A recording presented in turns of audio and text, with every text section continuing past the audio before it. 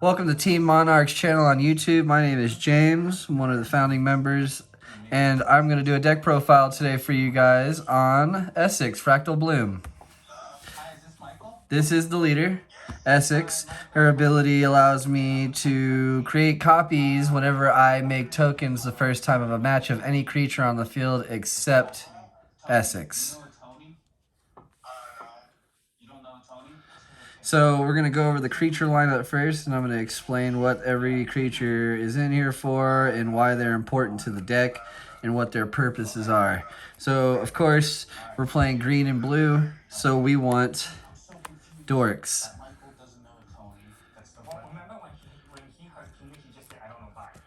We got Birds of Paradise, Findhorn Elves, Oracle of Moldiah, Elvish Mystic, Llanowar Elves, Farhaven Elf, Sakura Tribe Elder.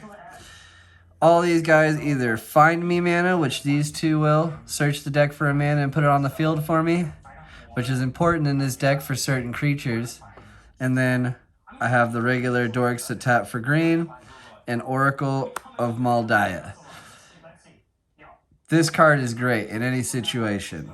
Allows me to play a land from the top of my deck with the top card revealed, and I can play one additional land a turn. The card is just great. It helps me get through the deck. It helps me find what I need to without having to draw into a mana patch. Instead, I can just play it and get rid of it and try to go from there. Those are the dorks. Then for our creatures, Adrix and Nev, Twin Casters. This card is important to the deck. It's not a necessity in order to win, but it certainly helps. The power to create double the tokens whenever I make tokens combined with Esix is just too good, and I'll explain why it's good when we get to that portion. I have Elvish Visionary in the deck. This enters the battlefield, allows me to draw a card. That's all it's there for. Rashadian Footpad and Rashadian Cut Purse. These two cards, when you copy them, make a lot of hell for the other opponent. This is either going to make them pay 1 or sack a permanent, and this one's going to either make them pay 2 or sack a permanent. It puts a lot of pressure, and when you're copying these cards and putting them on the field constantly with the ETB effect, you just make your opponents get rid of their whole board. Icefang Coatl.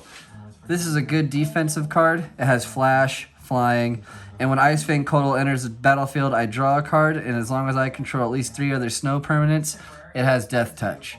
This is good against a lot of commanders that have flying. It's good just in general against anybody that has flying coming at you, period. This is a surprise blocker that kills and draws you a card for 2. It's just a good card. Temur Sabertooth. This card does allow you to have infinites with certain decks. I don't have those infinites in this. I only have it for the ability to pop a creature back to my hand like Esix, because nobody wants to pay 8 mana, 10 mana to bring it back out when they kill it when it's already a 6. So Temur Sabertooth would pop this back to my hand, and then this guy here would get indestructible until end of turn. Crashing Drawbridge. This is another card. It's a preference, really. I like it just because the power to give my creatures haste with this deck is just super good.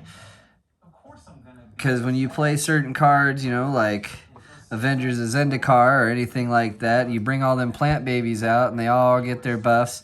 You can't swing with them because everything has that summoning sickness. This card gets rid of that problem for me. Eternal Witness. Eternal Witness is good because recycling stuff out of my grave that people kill that I need back is fantastic. And with Esix on the field, copying this and just pulling my graveyard back to my hand is fantastic. Now, some people are probably saying, oh, you should play Timeless Witness. Yes, Timeless Witness is a very good card. I agree. Eternalize is fantastic. It gives me 2 cards to come out of the grave, but it's a 4 mana cost. For 3 mana, I can do the same thing, and I can just make copies of this. Acidic Slime. If you play green, 99% of the time, someone's running an Acidic Slime. It's just good. When it enters the battlefield, destroy target artifact, enchantment, or land. Has death touch. Great card. Now, for my token makers, Imperious Prefect. All other elves I control get +1/+1. You saw all the dorks and draw power. All those elves, Oracle of Moldiah, they'll all get the buff. For 1 green and tapping her down creates a 1/1 green elf warrior token, which sets Esix off. So we can get whatever creature anyone controls or anything that I control besides Esix, I can copy. For instance, Oracle. I can make more copies of Oracle. I can make copies of whoever commander's out there. But don't get it confused. If you make a copy of someone's commander with this, you do not get commander damage unless you own their commander on your field. Doesn't matter if you make a copy. You do not get commander damage that way. Nactal War Pride. Anytime this card attacks, it puts X tokens into play tapped and attacking that are copies of Nactal War Pride, where X is the number of creatures defending player controls. Now, this card's kind of garbage any other way that you use it, but with Esix, this card is great. You play against someone that plays goblins or does token fodder, and you drop Nactal War Pride, and you're able to swing because you gave it haste or it sat out a turn, and you create 12 creatures. Imagine being able to make 12 acidic slimes or 12 Rashadian cut purses or foot pads. That is literally the end of your opponent's day. You're sacking, you're destroying everything. Especially with this guy, being able to target land. It's even worse with the Rashadian cut purse or foot pad because now they have to sack their own stuff. So you know what's important and you know you're going to get it off the field if Esix is going off. Arasta, the Endless Web. Anytime an opponent casts an instance or sorcery, I create a 1/2 green spider creature token with reach, and she has reach. She's a 3/5 4-drop. Arasta is great. It also works with Esix as well. And with Adrix on the field, I'm doubling those tokens. I'm making copies. So this is where Adrix comes in pretty clutch and important to what goes on here, because like I said about the acidic slime, if I create 12 of these, but I have Adrix out, that is 24. That is 24 mana I'm destroying, or anything. I can clear away their ability to play the game. Tireless Tracker. This is another great card that's good for Esix.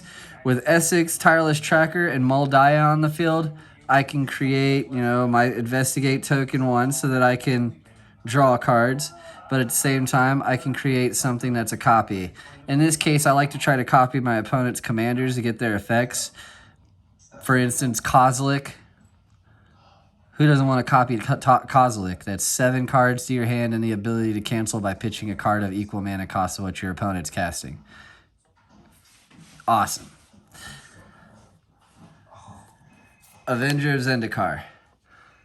This is a must in this deck. The fact that you can drop this, have 7 mana on the field more than likely when you drop it, you're going to create 7 little plant babies. Esix is going to kick if it's your first time, and you can create 7 more Avengers of Zendikar, which then in turn are going to each create 7 plant babies. That is 49 plant babies. Do I need to explain why this card is good? Drop a land. All your plants get +1/+1 from each Avenger of Zendikar. So they would get +8/+8 for 1 land drop. And that's a permanent buff. You're literally at that point just 8, 9 plant babies. Crashing drawbridge on the field. They all have haste. You win. Gilded Goose. We all know what the Gilded Goose does. This card's going to create me a food token. I can make food tokens. It's just a good card to go with Esix. Wandering Archaic. Another card that's going to copy stuff that people do. So, whenever an opponent casts an instant or sorcery spell, they may pay 2. If they don't, you may copy that spell, and you may choose new targets for the copy. This card is dumb. You're never going to use the other side of that card. You're always going to use this side. Be able to copy someone's Ristic Study or to copy anything that they have is just too good. And they're 99% of the time, they're going to try to pay that 2 mana to stop you. So you're stopping them from making additional plays. Master of the Waves.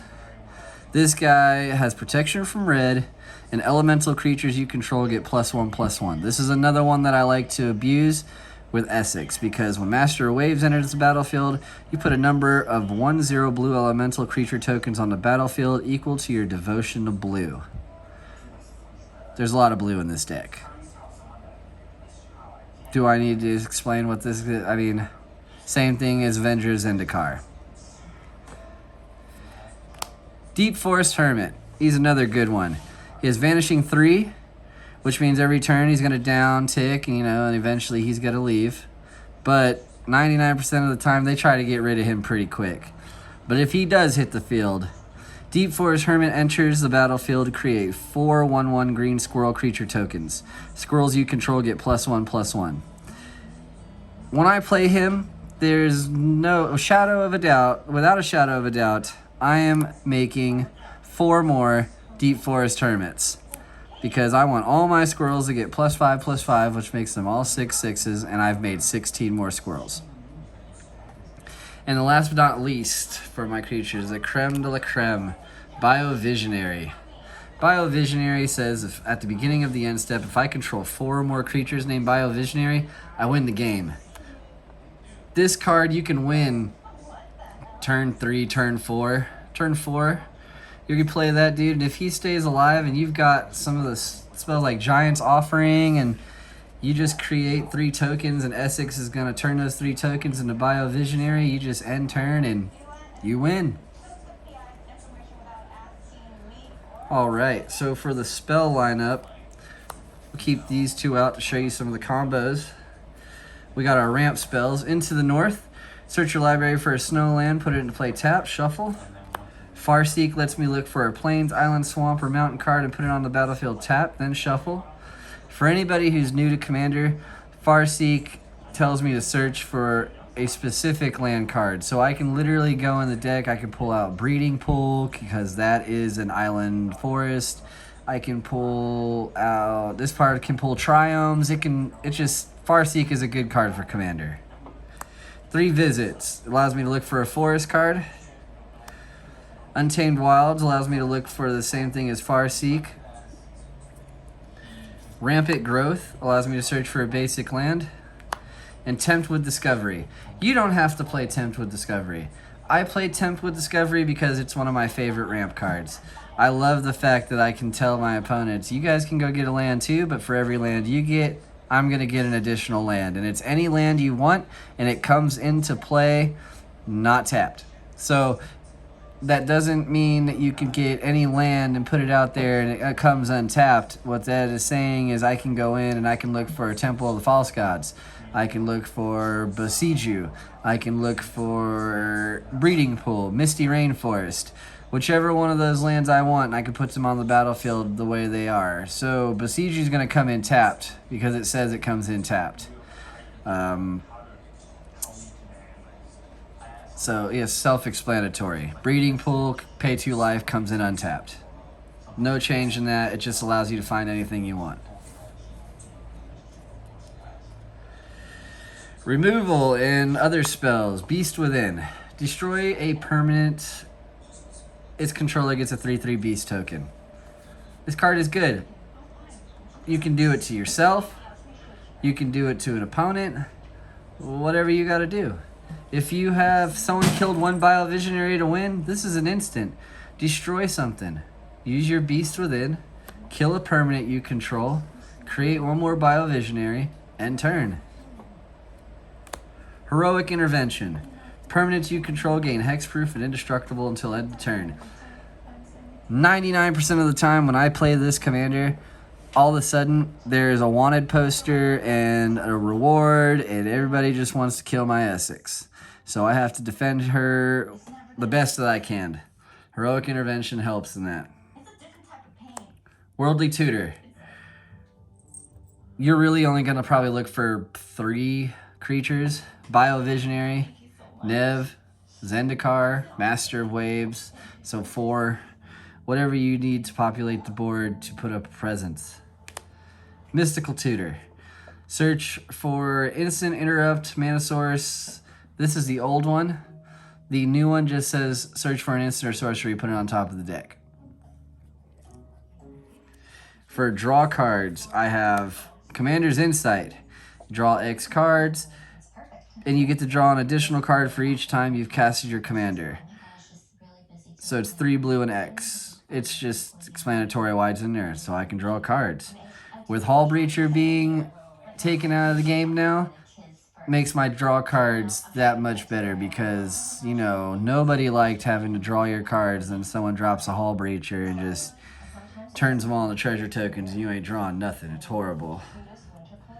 Blue Sun Zenith. 3 blue and X. Target player draws X cards, then shuffle Blue Sun Zenith back into its owner's library. Infinite. I can get this card, draw, put it back, and if I need to draw again later, I'll find it. I'll get into it.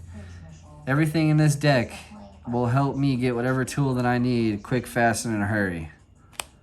Stroke of Genius.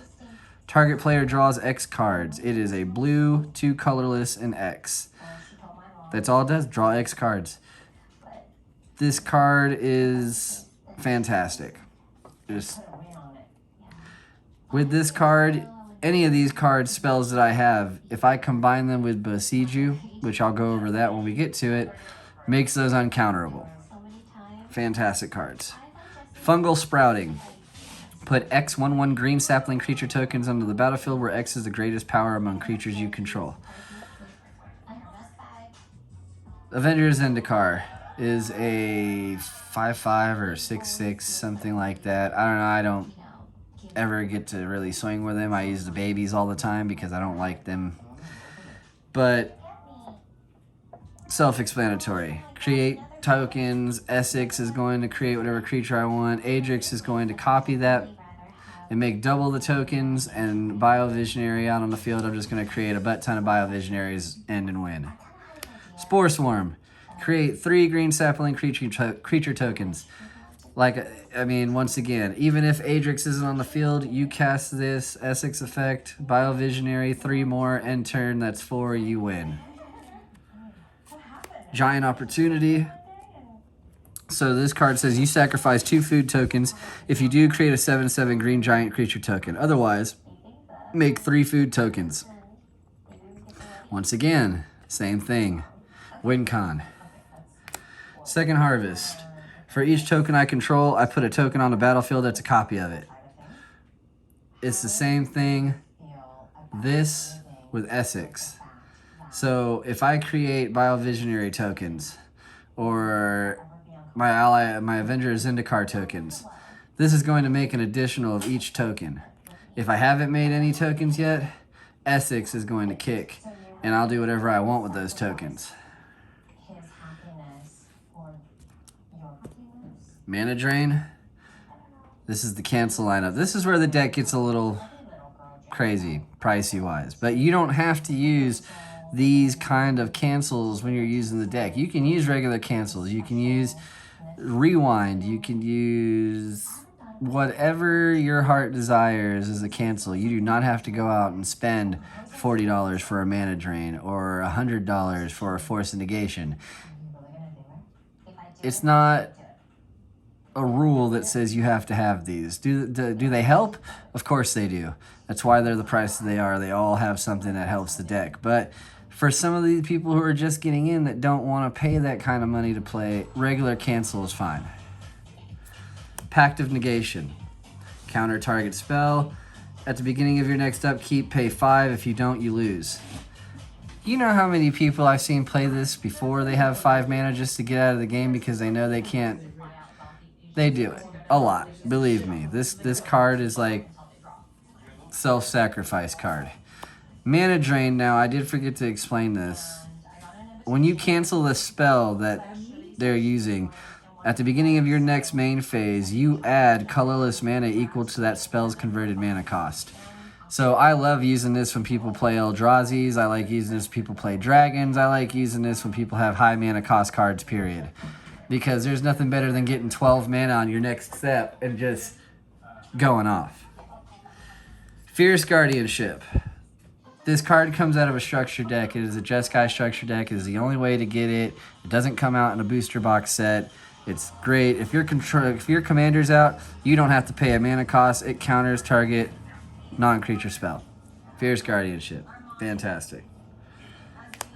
Force of Negation.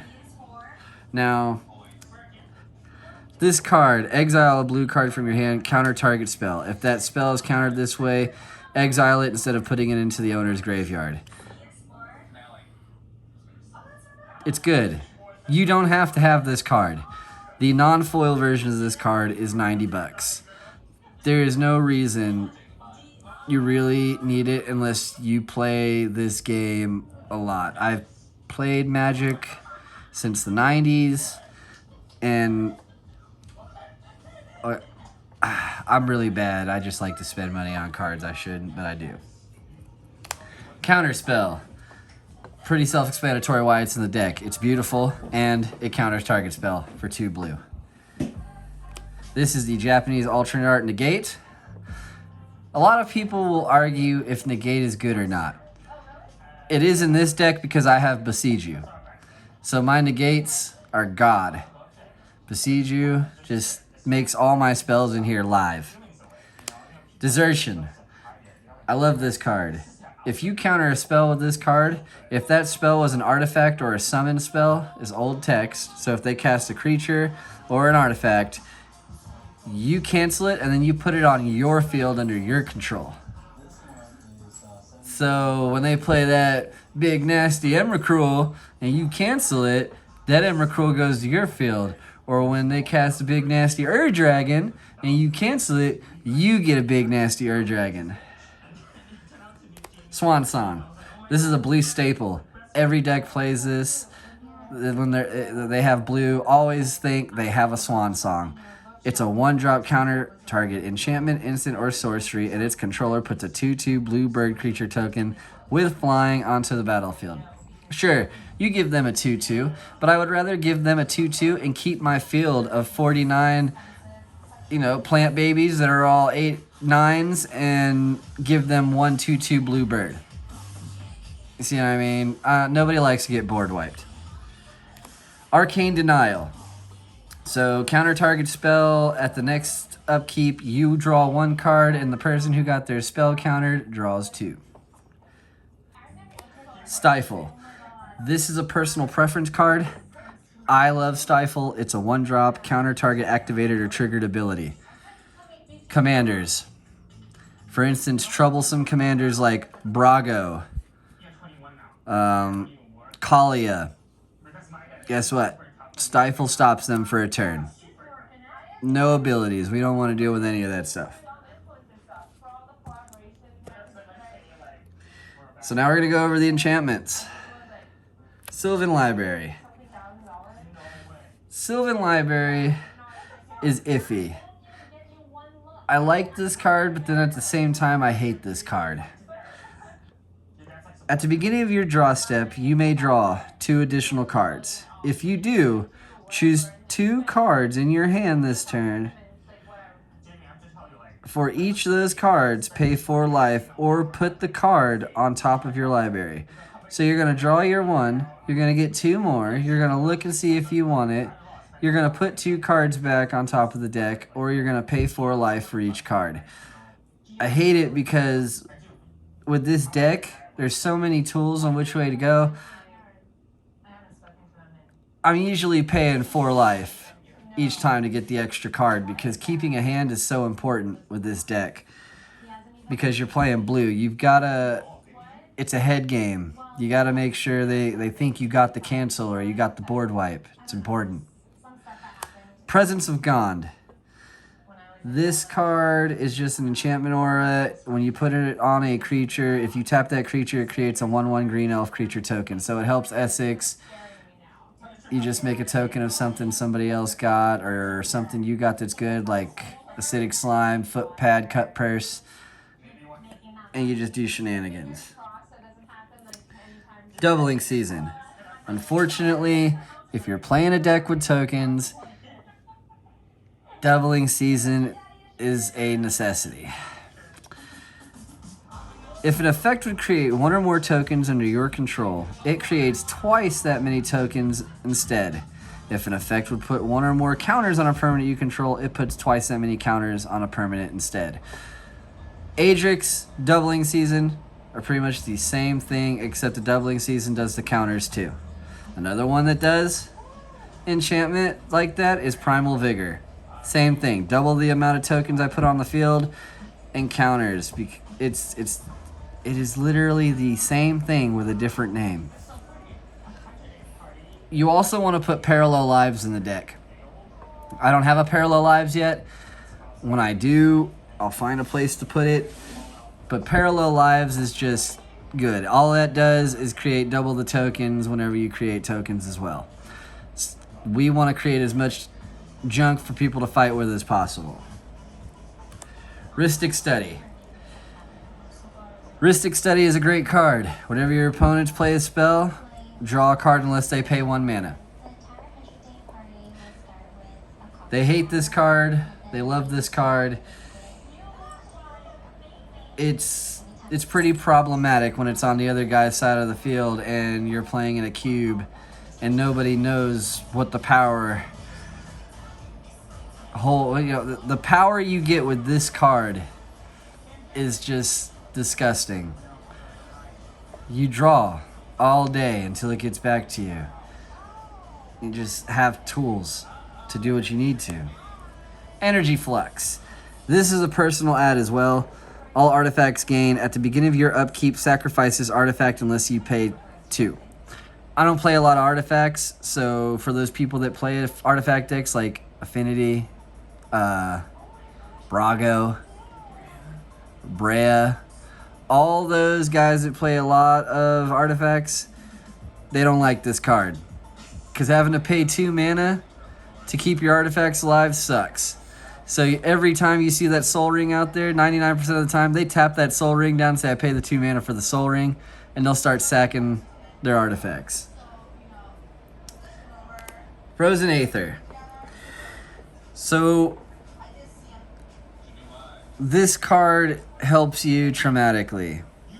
Artifacts, creatures, and lands your opponent's control come into play tapped. Opponent's control come into play tapped. You slow them down while you maintain a steady pace. Remember, you don't necessarily have to go faster than them. Play your game, slow them down is the best thing to do. Last enchantment is Asceticism. Creatures I control can't be the target of spells or abilities my opponents control, and if I tap a green and 1 colorless mana or any mana, it regenerates target creature. Esix always gets targeted. Always gets targeted. Asceticism will bring her back, so we don't have to deal with that. We play 2 Planeswalkers, Freyalise, Oko. Oko is great. Target artifact or creature loses all abilities and becomes the elk creature with base power and toughness 3/3, or create a food token. Like, do I need to tell you why this card is good? With Esix, you make copies. By itself, it stops people's artifacts and stuff from going off. Brago, Strionic Resonator. Turn its abilities off, turn it into a 3/3. If they play Strionic Resonator in their deck, odds are there's an infinite. And you don't want to be on the receiving end of that infinite. Freyalise creates 1/1 elf druid creature tokens that tap for mana, and she destroys artifacts or enchantments and can draw a card for each creature I control. Oko, I don't even pay attention to the last one. You can exchange control of target artifact or creature, and target creature an opponent controls a power 3 or less. We don't care about that. We care about the +1 and the +2, and we care about the +2, -2. The -6 is okay if you need it, but odds are once they see what Freyalise or Oko is doing, they're coming for that booty. So now we're going to go over my tiny little artifact lineup. Because like I said, I don't play a lot of artifacts because I have ways to stop them. Arcane Signet. Tap for any color in a commander's identity. Chromatic Lantern, all lands tap for any color that I want them to, and this adds a mana of any color. Soul Ring, tap for 2 colorless mana, and Sensei's Divine Top. Top is fantastic. You get to look at the top 3 cards of your deck and put them back in any order. Then you can tap this, draw a card, and put this back on top of the deck. Anytime they try to target this Sensei's Top, they are never going to kill it, because you are just going to go whoop and draw your card and put this bad boy right back on top of the deck. It stays in the game forever. We're going to go over the mana. Put these guys back. The mana base. Breeding pool. Yes, blue green. You have to have the breeding pool. You don't have to. You can play just regular basic mana if you want to, if you're new to it. You don't need to have all this fancy stuff. The point is just to have fun.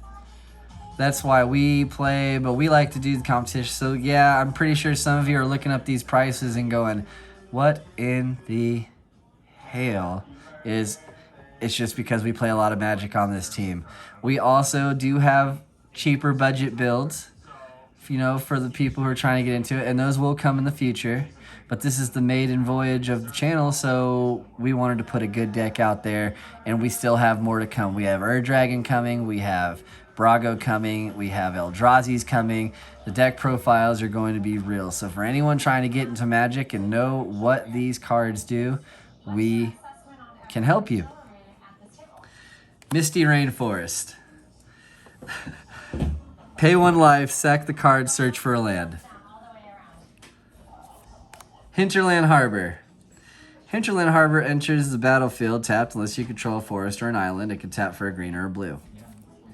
Yavimaya, Cradle of Growth. Every land you have is also a forest in addition to its other types.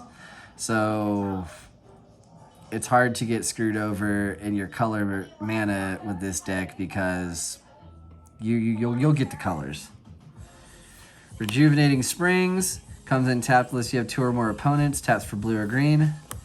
Yavimaya Coast is an old favorite. A lot of people like to play this one amongst the other colored ones that are there, but pay 1 life, tap this for a green or a blue, or tap it just for a regular colorless mana. Flooded Grove. Add a colorless mana to the mana pool, or tap a forest or island in this, and it creates a green-green, a green-blue, or a blue-blue to your mana pool. Mystic Sanctuary. This card is great. When it enters the battlefield tapped unless you control 3 or more other islands. When this card enters the battlefield untapped, you may search for put target instant or sorcery card from your grave on top of your library. It's a Mystic tutor for your grave. Vine Glimmer Snarl. Reveal a forest or island card from your hand. It comes in untapped. If you don't, it comes in tapped. Taps for a green or a blue. Ghost Quarter. This is a preference card. It's not an expensive card. It's dirt cheap. You can tap this for a colorless mana, or you can tap and sacrifice this and destroy a land your opponents control. So for them guys that like to have a big hand and play Reliquary Tower, kill Reliquary Tower. If they plays Maze of Ithith, kill the Maze of Ithith. That is what this card is for, to get rid of that troublesome mana that is causing your life issues. And I do have one of those mana in my deck that causes life issues. People always want to kill it. There's Reliquary Tower. No maximum hand size, add a colorless. Temple of the False God. It adds 2 colorless mana only if you control 5 or more lands. Now, this does count as a 5th land. So if you have 4, you play this guy as your 5th, you have 5 or more lands this ability activates. Rimewood Falls. Now, yes, it is true. I only have 1 card in the deck that abuses the privilege of snow. That is Icefang Kotal. But the dual lands for ice that came out in the Kaldheim set say Forest Island and not just land like these other ones. This means all those cards that I have that say search for an island, forest, plains, mountain, swamp, I can search for this card and put it on the field. Simic Growth Chamber. Comes into battlefield tapped. When it comes into the battlefield, return a land you control back to your hand. This guy taps for a green and a blue. This is a 2-mana tapper. It's a good card. You don't have to play it. I do. I like having the 2-mana in one card. I'm just picky. Command Tower. Taps for any color in your commander's color identity. Temple of Mystery. Scries when it enters the battlefield and it comes in tapped. Taps for a green or a blue. Castle Vantress. Castle Vantress enters the battlefield tapped unless you control an island. It adds an island to your mana pool, and for 4 in tapping, you can scry 2.